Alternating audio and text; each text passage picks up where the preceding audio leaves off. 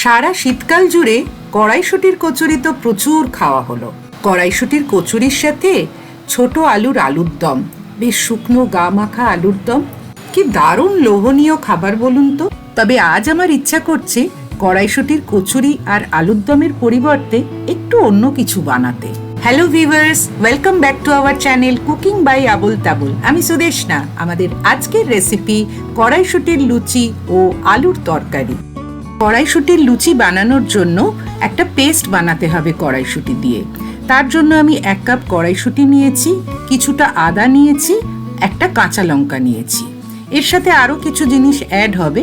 তো প্রথমে আমি এগুলো একটা মিক্সার জারের মধ্যে দিয়ে দিচ্ছি।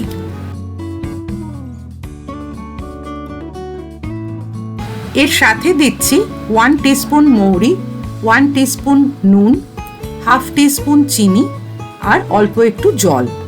যেহেতু এই পেস্টটা ময়দা বা আটার সাথে মাখা হবে, তাই এতে কিছুটা জল দিলে কোনো অসুবিধা হবে না। এবার একটা পাত্রে প্রথমে 1 কাপ ময়দা নিলাম। আপনারা কিন্তু আটা ময়দা মিশিয়ে করতে পারেন। স্বাদ অনুযায়ী কিছুটা সল্ট, আর তার সাথে হাতের তালুতে ঘষে নিয়ে 1 টিস্পুন জোয়ান দিলাম। এরপর ময়দার মধ্যে কড়াইশুঁটির পেস্টটা দিয়ে দিচ্ছি। কড়াইশুঁটির এই পেস্টটা ময়দার সাথে খুব ভালো করে মেখে নিতে হবে। আপনারা আটা ময়দা মিশিয়ে বা শুধু আটা দিয়েও কিন্তু এটা বানাতে পারেন। এর মধ্যে আমি আরও হাফ কাপ ময়দা আস্তে আস্তে মিশাচ্ছি। এমনি যে লুচি আমরা বানাই তার যেরকম ডোটা হয়, না খুব শক্ত না খুব নরম, এটাও কিন্তু তাই হবে। 1 টেবিল স্পুন রিফাইন্ড অয়েল দিলাম আর দিচ্ছি 1 টেবিল স্পুন সুজি। খুব ভালো করে ময়দাটা কড়াইশুঁটির পেস্টের সাথে মেখে নিয়েছি। ডোয়ের আপার সারফেসটা যাতে ড্রাই না হয়ে যায় তাই সামান্য একটু তেল মাখিয়ে নিলাম। তারপর একটা ভিজে টাওয়েল দিয়ে ঢেকে রাখলাম মিনিট 10 জন্য। এবার এই ডোটা থেকে কিছুটা পোর্শন নিয়ে সেটা হাতের মধ্যে আরেকটু মেখে নিয়ে তারপর তার থেকে ছোট ছোট লেচি কেটে নেব। কড়াইশুঁটির কচুরি বানানোর থেকে কড়াইশুঁটির লুচি বানানোর খাটনিটা কিন্তু অনেকটাই কম। তাছাড়া যারা নতুন রান্নাবান্না করছেন তাদের অনেকের মনের মধ্যে একটা ভয় থাকে যে এই পুরটা দেওয়ার পরে হয়তো ওটা বেলার সময় পুরটা বেরিয়ে যেতে পারে। এখানে কিন্তু এসব কোনো ঝামেলাই নেই। গল্প করতে করতে সব লেচিগুলো কিন্তু আমার পাকানো হয়ে গেছে। এবার এগুলো বেলে নেওয়ার পালা। লুচি বেলার আগে বেলুন আর চাকি দুটোতেই অল্প করে তেল মাখিয়ে নিলে কাজটা অনেকটা ইজি হয়। কিছুদিন আগে আমি আপনাদের সাথে কড়াইশুঁটি দিয়ে কিভাবে স্যান্ডউইচ বানানো যায় সেই রেসিপি শেয়ার করেছিলাম। ওটার কিন্তু খুব ভালো ফিডব্যাক পেয়েছি। এই ফিডব্যাকগুলো কিন্তু নতুন নতুন কাজ করার জন্য আমাদের খুব মোটিভেট করে।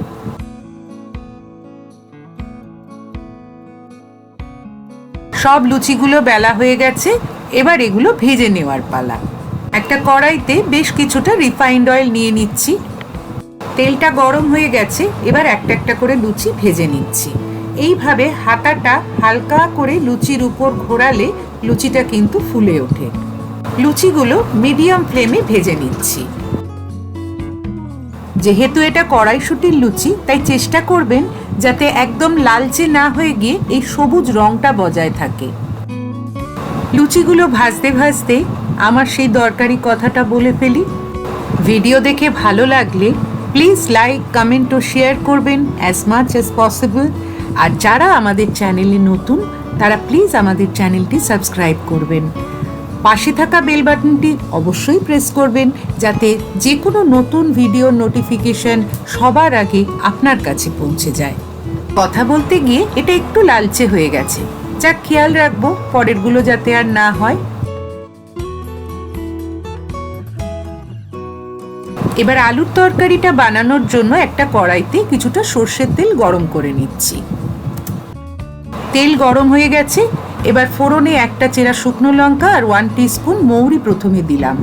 শুকনো লঙ্কা আর মৌরিটা কিছুক্ষণ নাড়াচাড়া করে নিয়ে একটা সুন্দর গন্ধ বেরোলে তখন সামান্য একটু হিং দিয়ে দিলাম।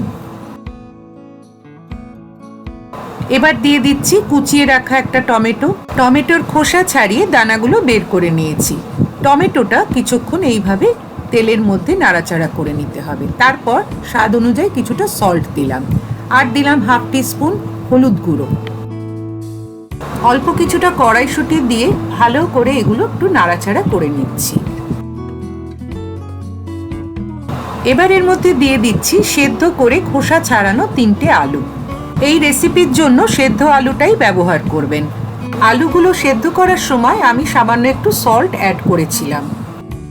দিয়ে দিচ্ছি স্বাদ অনুযায়ী কাঁচা লঙ্কা আর 1 টিস্পুন চিনি। এই তরকারিটা কিন্তু একটু মিষ্টি মিষ্টি খেতেই ভালো লাগে। স্বাদ অনুযায়ী কিছুটা সল্ট অ্যাড করলাম আর দিয়ে দিলাম প্রয়োজন মতো কিছুটা জল। আলুটা যেহেতু সেদ্ধ করা আছে তাই এই তরকারিটা কিন্তু খুব কম সময়ের মধ্যে তৈরি হয়ে যায়। এটা একটু ঝোল ঝোল এরকম থাকবে। তরকারিটা আমার হয়ে গেছে, ঢাকা দিয়ে রাখলাম। এবার আমি সার্ভ করে দিচ্ছি গরম গরম ফুলকো ফুলকো কড়াইশুঁটির কচুরি আর তার সাথে দারুণ স্বাদের আলুর তরকারি। এবার আস্তে আস্তে গরম পড়ে যাচ্ছে আর তখন কড়াইশুঁটির দামও কিন্তু অনেক বেড়ে যাবে।